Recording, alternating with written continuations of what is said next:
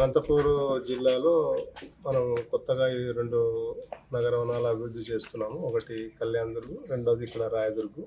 మనకంటే అంతకంటే ముందు పంపనూరు దగ్గర ఒకటి చేయడం జరిగింది. అది ఒక దాదాపు 10 years బ్యాక్ డెవలప్ చేసి పబ్లిక్ కూడా బాగా వస్తున్నారు. అక్కడ మనం టికెటింగ్ ద్వారా పెట్టి ఆ టికెట్ నుంచి వచ్చిన డబ్బుని ఫర్దర్గా డెవలప్ చేస్తూ అది మెయింటైన్ చేస్తున్నాం. సో ఇక్కడ ఇది government of India programme 2 crores మనకు ప్రతి నగర వనానికి శాంక్షన్ అయింది. దీనికి కూడా మనకు 2 crores అయింది. సో ఈ బిల్డింగ్స్ కనపడే బిల్డింగ్స్ అంతా ఇక్కడ డెవలప్ చేశాము గత 1 year నుంచి. అలాగే లోపల యోగా సెంటర్ని, చిల్డ్రన్ ప్లే ఏరియాని, అలాగే జిమ్, ఓపెన్ జిమ్, అలాగే మియావాకి ప్లాంటేషన్ కూడా డెవలప్ చేస్తున్నాం. అది కూడా 2-3 days లోపల ప్లాంటింగ్ చేస్తాం. కొత్తగా మనం ఎగ్జోటిక్ బర్డ్స్ విచ్ అంటే గవర్నమెంట్ యాక్చువల్గా బర్డ్ ఎంక్లోజర్ పెట్టాలంటే government of India central zoo authority నుంచి మనకు పర్మిషన్ కావాలి. మనం ఎగ్జోటిక్ బర్డ్స్కి అంత పర్మిషన్ రెస్ట్రిక్షన్స్ ఉండవు. సో అంటే లోకల్ అట్రాక్షన్ కోసం అంటే మన ఏరియాలో కనపడని పక్షులను తెచ్చి పెడుతున్నాం. సో అది కూడా బహుశా ఒక 1 week 10 days లోపల స్ట్రక్చర్ రెడీ అయిపోతే బర్డ్స్ రెడీగా ఉన్నాయి. సో ఇదంతా రాయదుర్గ ప్రజలకి ఒక మంచి సాయంకాలం కూడా ఆదివారాలు సెలవు రోజుల్లో ఒక మంచి ఆహ్లాదకరమైన ప్రదేశంగా తయారవుతుంది.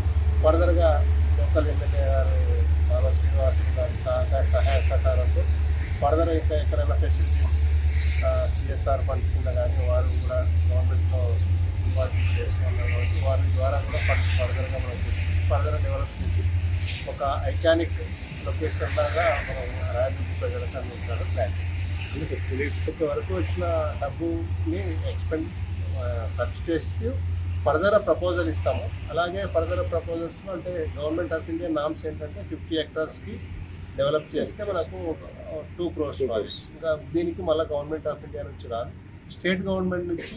అదే సపోజ్ మనకు బాగా ఫుట్ఫాల్, జనాలు బాగా విజిటేషన్స్ వచ్చి వాళ్ళ ద్వారా టికెట్ కలెక్షన్ డబ్బు వచ్చిన ఆ డబ్బు మనం గవర్నమెంట్కి ఏమి పెట్టాల్సిన పని లేదు. దీనికే డెవలప్మెంట్కి ఖర్చు పెట్టండి అని గవర్నమెంట్ నుంచి ఆల్రెడీ ఇన్స్ట్రక్షన్స్ ఇస్తున్నారు. త్వరలోనే ఇది మన deputy chief minister Pawan Kalyan గారు వర్చువల్గా ఇనాగ్రేషన్ చేస్తారు. బహుశా అది నెక్స్ట్ వీక్ అట్లా ఉండొచ్చు.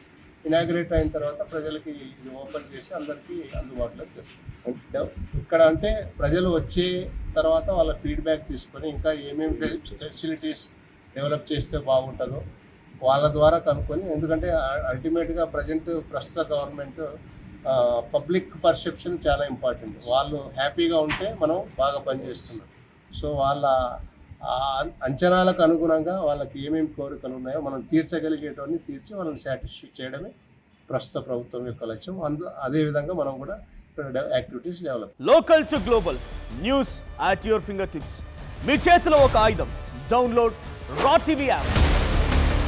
Media legend Ravi Prakash is back.